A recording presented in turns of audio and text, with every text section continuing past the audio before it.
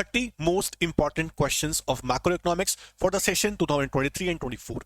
देखो बच्चों, बहुत सारे चैनल्स पर बहुत सारे टीचर्स आपको बता रहे हैं कि ये क्वेश्चन बहुत इंपॉर्टेंट है, कर लो, ये 20 क्वेश्चन कर लो, ये 30 क्वेश्चन कर लो। सब टीचर्स मेहनत कर रहे हैं और आपको बता रहे हैं आपके रिजल्ट्स के लिए। मैं आपको अपना एक्सपीरियंस बताता हूं। मुझे 13 इयर्स हो गए हैं पढ़ाते हुए, 14 इयर्स हो गए हैं अप्रॉक्स पढ़ाते हुए। 13-14 इयर्स से मैं क्या देख रहा हूं कि जब भी मैं एट द एंड सेशन में बच्चों को बताता हूं कि ये क्वेश्चन बहुत इंपॉर्टेंट है बच्चों, इन्हें करके जाओ। इनमें से एग्जाम में क्वेश्चन आपको डेफिनेटली मिलेंगे और मिलते भी हैं। जब बच्चे एग्जाम देके आते हैं और क्वेश्चन पेपर दिखाते हैं, सर ये सारे क्वेश्चन वो थे जो आपने बताए थे, तो गलती क्या हो जाती है ना कि सर बता रहे हैं, टीचर्स बता रहे हैं कि क्वेश्चन कर लो, फिर भी बच्चे अगर छोड़ के चले जाते हैं ना, फिर वो बच्चों को दुख होता है, हमें ज्यादा दुख होता है। तो अब देखो, बात सारी कहां अटक जाती है? बात सारी अटक जाती है ट्रस्ट पे, विश्वास पे। आप सब पे ट्रस्ट करे जा रहे हो, किए जा रहे हो। आपको ट्रस्ट करना पड़ेगा। एक बार ट्रस्ट करके देखो और फिर देखो कि आपके बोर्ड एग्जाम में क्वेश्चन आए कि नहीं। देखो, नुकसान तो कोई है नहीं। ये 30 क्वेश्चन कर लोगे, आउट ऑफ सिलेबस तो बता नहीं रहे आपको, इन सिलेबस की बात हो रही है। ये 30 क्वेश्चंस कर लोगे तो बहुत सारे क्वेश्चंस और भी कर पाओगे, और ये मोस्ट मोस्ट इंपॉर्टेंट क्वेश्चंस है। Welcome to the channel economics classes by Gaurav Dudeja. मैं आपको बताने जा रहा हूं 30 इंपॉर्टेंट क्वेश्चंस मैक्रो इकोनॉमिक्स से जो बहुत बहुत इंपॉर्टेंट है, वो भी चैप्टर वाइज।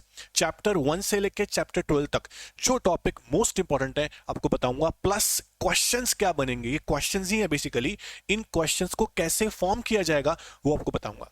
सारे चैप्टर्स, वीडियो ज्यादा लंबी नहीं होगी, आराम से बताता हूं, सुन लो ध्यान से। जहां नोट करने की बात हो वहां नोट कर लेना बच्चों, ठीक है? चलो शुरू करते हैं बिना टाइम वेस्ट के। सबसे पहली चीज, मैक्रो इकोनॉमिक्स के अंदर आप देखो कि नेशनल इनकम आता है।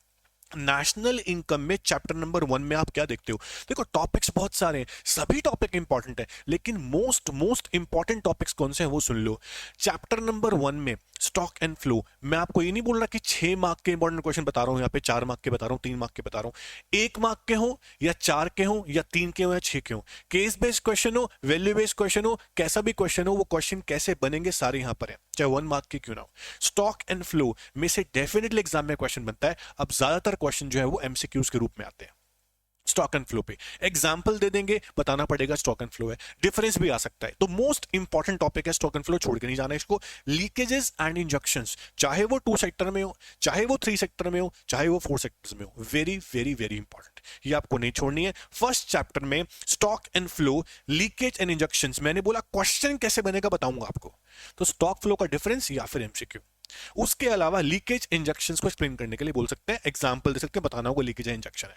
2 सेक्टर, 3 सेक्टर, 4 सेक्टर्स, तीनों ही सेक्टर्स की इंजेक्शंस और लीकेज आपसे पूछ सकता है, ठीक है ना? जैसे कि एग्जांपल याद दिलाता हूं, सेविंग्स, टैक्सेस और इंपोर्ट्स, ये तीनों लीकेज थे।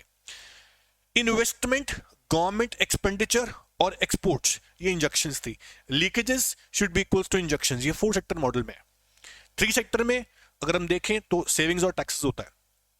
2 सेक्टर में देखें तो सिर्फ सेविंग्स और इन्वेस्टमेंट इंजेक्शन लीकेज होता है। तो आप ध्यान से करना है इसको। चैप्टर नंबर 2 में ध्यान से सुनना बच्चों, फाइनल गुड्स और इंटरमीडिएट गुड्स का क्वेश्चन इनडायरेक्ट बन सकता है। अब बोलोगे सर बताओ तो कैसे बन सकता है? मैं क्वेश्चन बताऊं आपको एग्जांपल के रूप में। क्वेश्चन ये बन सकता है, आपको ये बोल दिया कि मशीनरी जो है वो इंटरमीडिएट और फाइनल दोनों हो सकते हैं सेम टाइम पे, एक्सप्लेन करो। अब ये क्वेश्चन डायरेक्ट नहीं है, तो ऐसे क्वेश्चन बनेंगे इंटरमीडिएट गुड्स पे और फाइनल गुड्स पे। देखो, आप बच्चे नहीं हो, बिल्कुल 12th क्लास में हो चुके हो, और बहुत सिंपल एग्जाम तो नहीं आने वाला, केस बेस्ड क्वेश्चन होंगे। मैं ये भी नहीं बोल रहा बहुत टफ एग्जाम आएगा, आप डर जाओ। आपको डराने का पर्पस नहीं है, सिर्फ मोटिवेट करने का पर्पस है कि क्वेश्चंस, सीधा क्वेश्चन, डायरेक्ट क्वेश्चन नहीं आएंगे। एवरेज पेपर होगा, टफ पेपर नहीं होने वाला, ये छोड़ दो आप। लेकिन आप कर लोगे, आप तैयारी ढंग से करोगे, डेफिनेटली कर लोगे। इनडायरेक्ट क्वेश्चन बनेगा किस पे? फाइनल गुड्स पे, इंटरमीडिएट गुड्स पे। जैसे मैंने बोला आपको, मशीनरी जो है वो फाइनल एज वेल इंटरमीडिएट दोनों हो सकती है, यस हो सकती है। अगर मैं मशीनरी परचेज कर रहा हूं, मैं डीलर हूं, मैं वापस बेचता हूं उसको रीसेल पर्पस से, इंटरमीडिएट है। मैं प्रोड्यूसर यूज कर रहा हूं, फाइनल है। तो क्वेश्चन एग्जाम्पल डाल के आप कर सकते हो, और आप सारे क्वेश्चन आपकी किताब के पीछे हैं हॉट्स में, आप रेफर करो हॉट्स को, इनडायरेक्ट क्वेश्चन जरूर करके जाओ। उसके बाद इसी चैप्टर के अंदर एक क्वेश्चन है, all capital goods are producer goods but all producer goods are not capital goods, why? ऐसे क्वेश्चन आ जाएगा। तो आप बताओगे सर कैपिटल गुड्स मतलब मशीन इक्विपमेंट टूल्स। अब मशीन इक्विपमेंट टूल्स कौन यूज करता है? Obvious producers. तो सारी कैपिटल गुड्स प्रोड्यूसर के लिए होती हैं, बट प्रोड्यूसर के पास सिंगल यूज प्रोड्यूसर गुड भी होती हैं, रॉ मटेरियल्स भी होते हैं, उनको आप कैपिटल गुड्स नहीं बोल सकते। इसलिए बोलते हैं all producer goods are not capital goods but all capital goods are producer goods. तो ऐसे क्वेश्चन करके जाओ। चैप्टर 2 में इंपॉर्टेंट टॉपिक है फाइनल का और इंटरमीडिएट का, प्रोड्यूसर गुड्स का और कैपिटल गुड्स का। उसके अलावा चैप्टर नंबर 2 के अंदर NFIA के कंपोनेंट्स आपसे पूछ लेंगे। Net factor income from abroad क्या होता है, आप सबको पता है। Difference between factor income from abroad and factor income to abroad, इसके 3 कंपोनेंट्स थे, net compensation of employ from abroad, net retain earnings और net income from property and entrepreneurship. ये 3 कंपोनेंट्स ढंग से करके जाओ। चैप्टर 2 के अंदर बेसिक बेसिक डेफिनेशंस हैं, वो सारी करके जाना। NIT क्या होता है, कैसे निकालते हैं, एग्जांपल ऑफ इनडायरेक्ट टैक्स ढंग से करो अच्छे से। उसके अलावा बच्चों चैप्टर नंबर 3 में देखो, चैप्टर 3 के अंदर कोई क्वेश्चन नहीं बनता, बट चैप्टर 3 के अंदर आप देखते हो ग्रॉस से नेट कैसे जाते हैं, डोमेस्टिक से नेशनल कैसे जाते हैं, मार्केट प्राइस से वेक्टर कॉस्ट पे कैसे जाते हैं। ये सारे बेसिक कन्वर्जन फॉर्मूलाज जो मैं आपको दिखा रहा हूं यहां पर अभी, कि ग्रॉस से नेट कैसे जाना है, ये फॉर्मूला तो आपको लर्न करने पड़ेंगे। अगर ये फॉर्मूला डोमेस्टिक से नेशनल पे कैसे जाते हैं, ये सारे फॉर्मूलाज करने पड़ेंगे। इनके बिना आप चैप्टर 4 के क्वेश्चन कैसे सॉल्व कर लोगे। मार्केट प्राइस से फैक्टर कॉस्ट कैसे जाते हैं, तो minus depreciation plus NFIA minus NIT, ये सारे बेसिक कन्वर्जन फॉर्मूलाज करने आपको।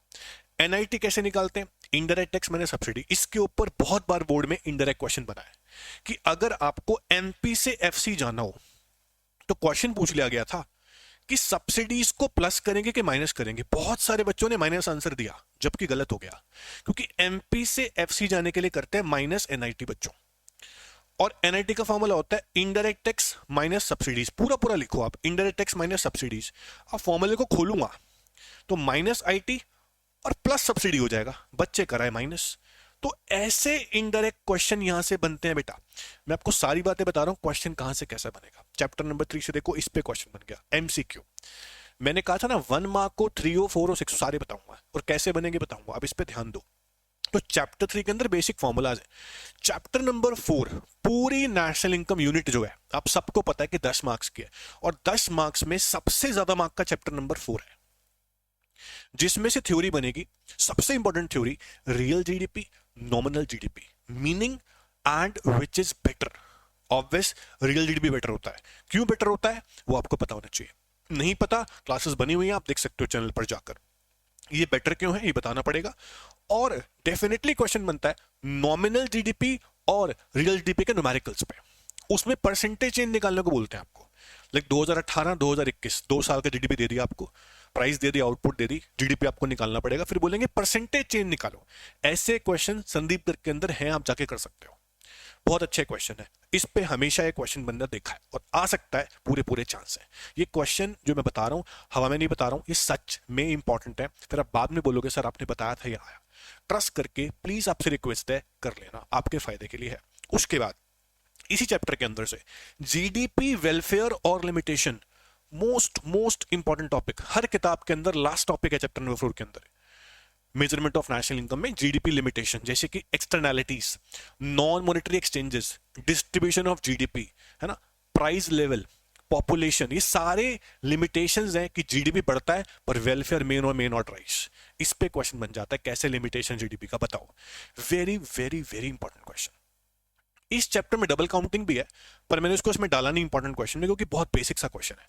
उसके अलावा बहुत बहुत इंपॉर्टेंट क्वेश्चन, नेशनल इनकम में 3 मेथड्स आपने पढ़े हैं न्यूमेरिकल्स के लिए, उन सब की precautions, income method, expenditure method और प्रोडक्शन मेथड यानी वैल्यूएट मेथड, तीनों मेथड की प्रिकॉशंस क्या होता है कि क्या इंक्लूड करना है, क्या इंक्लूड नहीं करना है, उसके ऊपर कुछ पॉइंट्स हैं।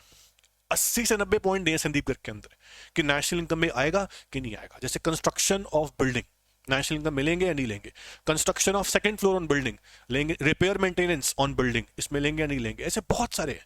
Purchase of machinery by producer लेंगे या नहीं लेंगे, purchase of machinery by trader of machine लेंगे, डीलर ऑफ मशीन लेंगे नहीं लेंगे, ऐसे बहुत सारे पॉइंट्स। उस सारे पॉइंट्स को क्या बोलते हैं, इंक्लूडेड और not included in GDP with reason. National income वाले पॉइंट्स भी हैं, इस पे क्वेश्चन डेफिनेटली बनते हैं, और जब तक प्रिकॉशंस नहीं आती होंगी ये पॉइंट्स नहीं कर पाओगे। अब क्वेश्चन कैसे बनेगा, या तो प्रिकॉशन डायरेक्ट दे देंगे या प्रिकॉशन के बेस पे पॉइंट्स देंगे, बताओ। और ये 6 नंबर का क्वेश्चन बनता था पहले, आजकल 3-4 मार्क्स में आता है, 6 का भी आता था एक टाइम पे। उसके अलावा इस चैप्टर में GDP का न्यूमेरिकल, रियल नॉमिनल का मैंने बता दिया, वो आ सकता है। ये वेरी वेरी इंपॉर्टेंट है। पूरे नेशनल इनकम में चैप्टर नंबर 4 सबसे ज्यादा मार्क्स का है, बहुत टाइम देना आपको इसके ऊपर। नहीं आता लाइव क्लास में लेने वालों कुछ दिनों में, एक दो दिन के अंदर आपको उसमें करा सकता हूं। आप डाउट लीजिए, आराम से क्लास को अटेंड कीजिए, समझिए चीजों को। उसके बाद आते हैं मनी एंड बैंकिंग पे। पूरे मनी चैप्टर में मेरे को हमेशा से एक क्वेश्चन दिखता है, और वो एक क्वेश्चन एग्जाम में आता ही है, दैट इज मनी सप्लाई क्या होता है और उसके कंपोनेंट्स बताओ। बच्चे भूल जाते हैं कंपोनेंट्स क्या थे। कंपोनेंट्स मतलब मनी सप्लाई के मेजरमेंट टूल्स को ही कहते हैं। हमारे सिलेबस के अंदर M1 है, ध्यान रखना। M2 M3 M4 नहीं है। M1 नैरो कॉन्सेप्ट है। M1 के अंदर 3 चीजें हैं, currency, demand deposits, other deposits. ये कंपोनेंट्स है। मनी सप्लाई का मीनिंग, उसके कंपोनेंट्स तीनों ढंग से करने हैं। और मनी के अंदर कुछ डेफिनेशन है, उसमें 3 डेफिनेशन मोस्ट इंपॉर्टेंट है। लीगल टेंडर मनी या फिर फियाट मनी हम बोलते हैं उसको, उसके टाइप लिमिटेड और अनलिमिटेड, उसके अलावा नियर मनी, उसके अलावा फिड्यूशियरी मनी। ये वेरी वेरी इंपॉर्टेंट है बच्चों, बहुत ढंग से करना डेफिनेशन ये तीनों के तीनों। तो मनी में मनी सप्लाई को बहुत बार रिवाइज करना है आपको। उसके बाद बैंकिंग चैप्टर पे आता हूं। बैंकिंग चैप्टर में सबसे इंपॉर्टेंट इज मनी क्रिएशन। मेरी बात सुन लो ध्यान से, बहुत ध्यान से। एग्जाम में क्वेश्चन प्री बोर्ड में आया भी होगा और बोर्ड में भी आएगा। मनी क्रिएशन में आपको याद होगा एक टॉपिक है मनी मल्टीप्लायर। क्वेश्चन आता है एग्जाम में, कैसे LRR लीगल रिजर्व रेशो का और मनी क्रिएशन का मतलब डिपॉजिट क्रिएशन का इनवर्स रिलेशनशिप होता है, समझाओ। न्यूमेरिकल एग्जांपल से मैं समझा भी देता हूं आपको भी कैसे करते हैं इस क्वेश्चन को। या फिर क्वेश्चन आएगा कि मनी क्रिएशन का प्रोसेस, एग्जाम्पल लेके कि लेट 1000 रुपए इनिशियल डिपॉजिट्स 10% LRR, समझा दो प्रोसेस। लेकिन वो सिंपल क्वेश्चन है, इसी का इनडायरेक्ट क्वेश्चन बोर्ड में एग्जाम में आ सकता है ना। तो वो क्या है, LRR का और मनी क्रिएशन का नेगेटिव रिलेशनशिप कैसे है, अभी समझाऊंगा मैं आपको। उसके अलावा RBI की मॉनेटरी पॉलिसी बैंकिंग के अंदर very very very important, quantitative and qualitative tools. इससे मनी सप्लाई को कैसे बढ़ाया जाए और कैसे कंट्रोल किया जाए, दोनों पे क्वेश्चन बन सकता है। Most important points are repo rate, reverse repo rate, open market operations, very very very important. Qualitative के अंदर margin requirements, moral suasion, very very important, very very important. कैसे मनी सप्लाई कंट्रोल की जाए, ये आपको ढंग से पढ़नी मॉनेटरी पॉलिसी, ढंग से, बहुत ढंग से RBI की। इन्फ्लेशन डिफ्लेशन कंट्रोल कैसे करते हैं, उसके लिए मॉनेटरी पॉलिसी सेम इंस्ट्रूमेंट्स है, पर क्वेश्चन घूम गया। अब सुनो ध्यान से, आपको पता है अगर LRR 10% है तो मनी मल्टीप्लायर कितना आएगा। फॉर्मूला क्या होता है, 1/LRR। मनी क्रिएशन में फॉर्मूला लगाते हैं ना मल्टीप्लायर का, 1/LRR।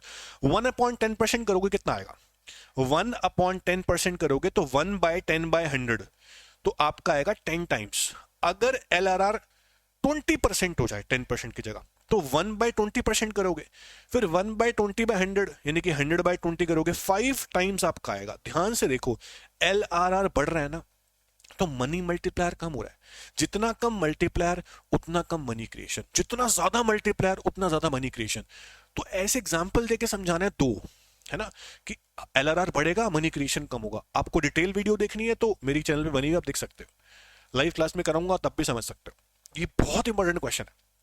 उसके बाद इस चैप्टर में ये इंपॉर्टेंट था बैंकिंग में। उसके बाद हाँ, मनी के फंक्शंस जो हैं वो अभी ऐड हुए थे सिलेबस में, जस्ट रीड कर लेना उसको एक बार। मनी के फंक्शन बहुत सिंपल है, थ्योरेटिकल कंसेप्ट है। हम पूरा चैप्टर इंपॉर्टेंट यहाँ बता देंगे। तो मोस्ट इंपॉर्टेंट क्या हुआ, मोस्ट इंपॉर्टेंट जो बता रहा हूँ वो ये क्वेश्चन है, इनको बहुत बार पढ़ना है।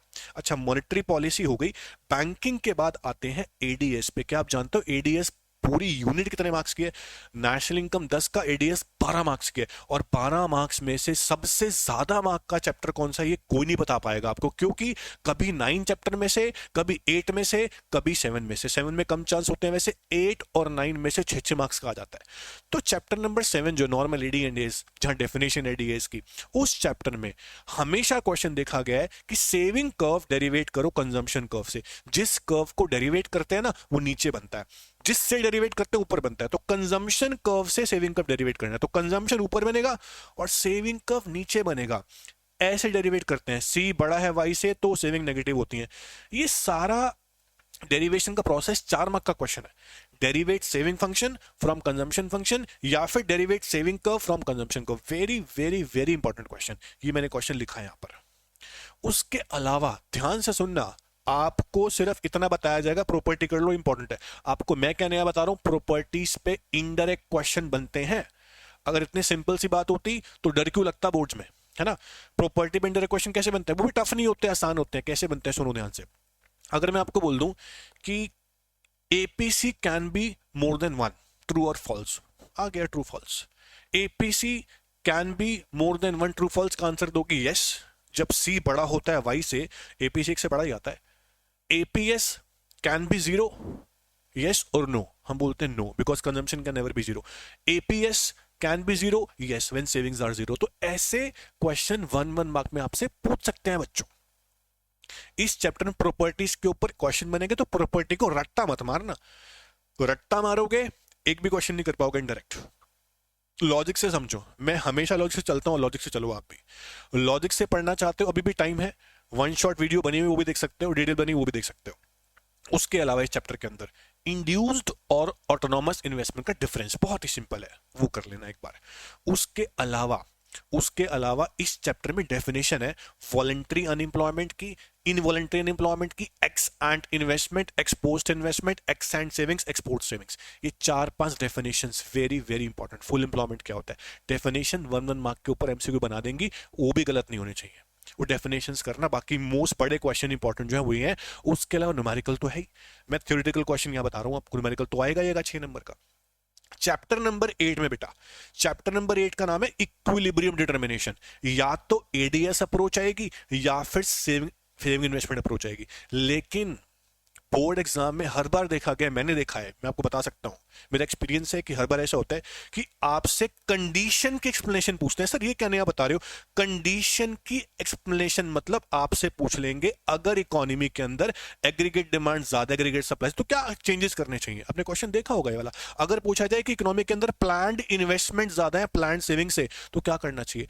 अगर क्वेश्चन आ गया इकोनॉमी के अंदर एक्स एंड सेविंग्स यानी प्लान्ड ही होती है वो कम है, ठीक है, एक्स एंड इन्वेस्टमेंट से, क्वेश्चन सेम है, आंसर क्या आएगा। तो चेंजेस क्या होंगे याद करो। अगर एडी मोर देन एएस है तो इट मींस डिमांड बहुत ज्यादा है, हाउस होल्ड और फर्म कंज्यूम ज्यादा कर रहे हैं, पर फर्म ने इतना प्रोड्यूस नहीं करके रखा हुआ है, इन्वेंट्री बहुत कम है। इन्वेंट्री को बढ़ाने के लिए फर्म्स और प्रोडक्शन करेंगी ताकि एग्रीगेट सप्लाई बढ़े, तब तक करेंगे जब तक एडी बराबर एएस नहीं आता। ये चेंजेस होंगे। कंडीशन की एक्सप्लेनेशन पूछ लेंगे, ये नहीं बोलेंगे सीधा एडीएस अप्रोच समझाओ जी 6 नंबर में। इतना डायरेक्ट क्वेश्चन कैसे, आप सोच के चलो कि ये चीजें कैसे क्वेश्चन बनाएंगे, है ना। तो इतनी तैयारी करके जाओ कि बस कोई क्वेश्चन आ जाए सॉल्व। ऐसे करो आप, मैंने ऐसे ही कराया हुआ अपने वीडियोस के अंदर, आप देखना।